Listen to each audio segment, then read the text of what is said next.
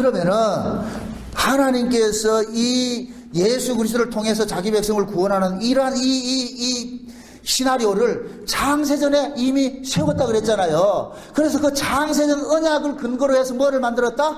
역사를 만들었다 그랬어요. 그래서 어제 제가 이런 얘기를 들었습니다. 창세기 1장은 전체, 이 역사 전체를 아우르는 하나의 뭐라 그랬다? 시방서, 축약이라고 그랬어요. 축약. 자료와 같다 그랬습니다. 그리고 2장은 뭡니까? 또 2장 3장은 이 에덴 동산에서 일어나는 일들은 이 역사 세계에서 펼쳐질 일들을 샘플로 이렇게 지방에서 보여준 것이라 그랬어요.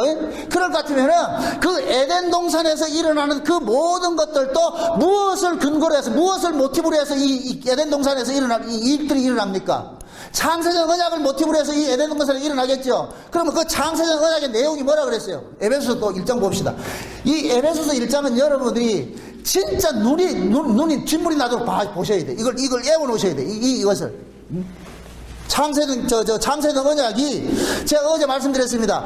성경에는 창세전 언약이라는 이 말이 명시적으로는 기록된 건 없어요. 그러나 지금 사도 바울은 성령의 감동으로 에베소서를 쓰면서 그 뭐라 그러냐, 하나님께서 창세전에 이런 일들을 하셨구나는 것을 지금 설명해 주는 거예요. 그러니까 창세전 언약이 되는 거예요. 그러니까 4절 보세요. 4절 한번 보시자고요. 4절 다 같이 시작.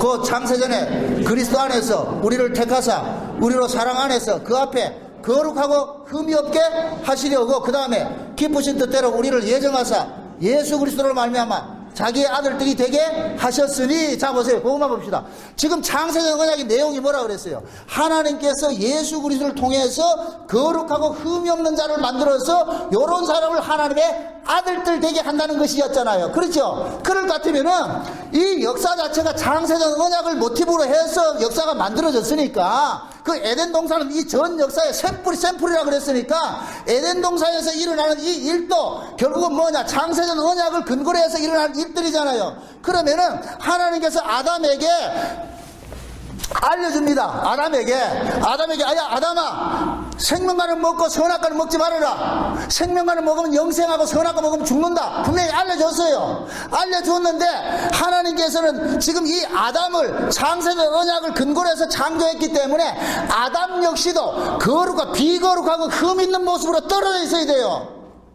지금 이게 굉장히 중요한 얘기예요. 자 보세요. 하나님께서 아담과 에덴 동산에 아담을 만들 때 아담이 선악과를 먹기 전에는 죄인이에요, 아니에요? 아니죠. 죄인도 아니고 의인도 아니에요. 죄인도 아니고 의인도 아니란 말이죠. 그럼 아담이 선악과 먹기 전에는 그 에덴 동산이 죄 아래 가둬졌어요, 안 가둬졌어요? 안 가둬졌죠. 죄 아래 가둬졌다는 얘기는 뭐냐면은 죄인이 발생이 될 때 죄 아래 가둬지는 거예요. 근데 아담은 지금 선악과를 먹기 전에는 죄인이 아니었어. 그러면 창세전 언약은 어떤 내용이에요?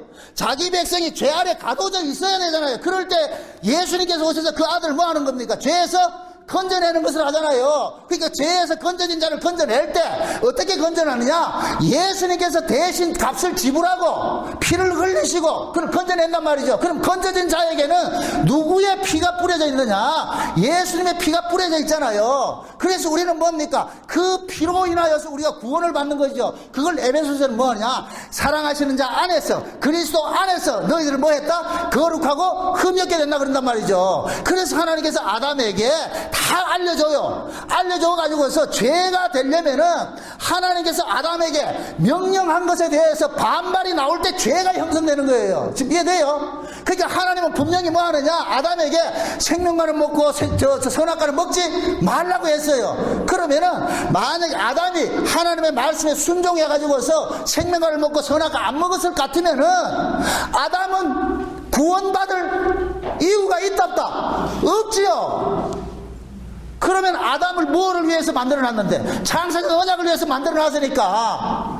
그러면 아담이 만약에 자기가 죄를 안 졌을 것 같으면, 생명을 먹고 났을 것, 영생하는 자 됐을 것 같으면, 하나님께서 창세전 언약을 모티브로 해서 아담과 에덴 동산을 만드는데, 그러면 창세전 언약이 이루어지지 않지요. 그래서 하나님께서는 아담에게 분명하게 이야기를 해줍니다. 먹으면 안 된다. 저거 먹으면 정령 죽는다. 먹지 마라.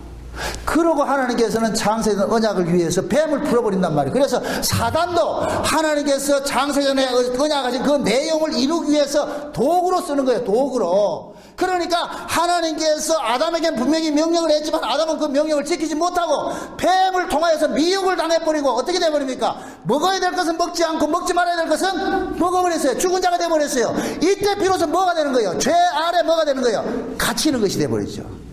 이해되죠?